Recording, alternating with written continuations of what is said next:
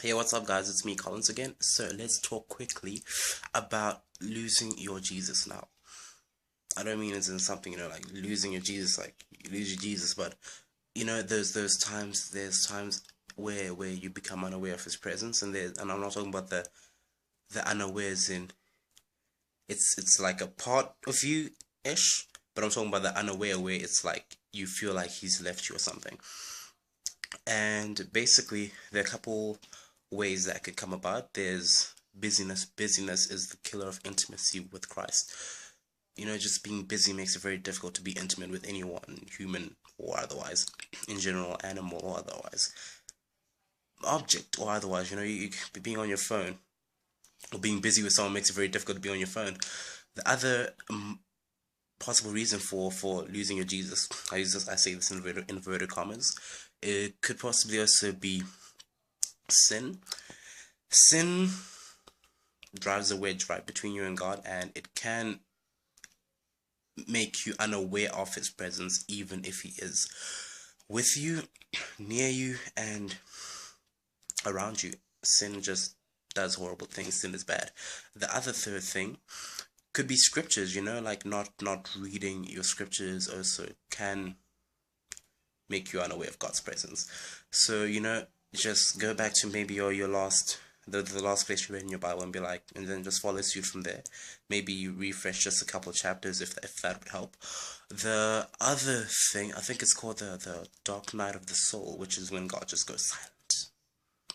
And he's there, but you don't feel like he's there no matter how hard you try. And I think is it the apostle John or someone who lived in the 16th century. Yeah, like he had this dark night of the soul for about 7 years. Like you dedicate your whole life to serving and glorifying this God, and then you try to talk to him, and he's not there for 7 years. How crazy is that?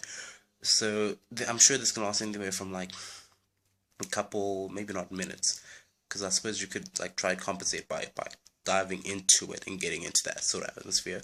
But I suppose it could last anywhere from days. I don't know how spiritual you are, but maybe for some people seconds. If you're like so seconds, hours, days, weeks to years apparently. And you know what? If there's anything that you can learn from these times where God is silent, is hold on to your faith. Is it in Mark? Yes, somewhere towards the end of the Mark. God says, you know what Jesus says. I can't exactly remember what he said, but he said, "Stay awake." That's what you need to take from this. To stay awake, because the end is at hand, and it's not at hand, but like stay awake, because I think it's heavily tied into travel through the narrow path, because many are gonna seek to travel through it and will be unable to. So it's one of those things like somewhat legacy. Like legacy software releases where support is only available to the people who had it before that, but you can't get it after that because it's been discontinued. Watch my previous video on the two arms, God's two arms, wrath, come to me, that thing, just to help you understand this part.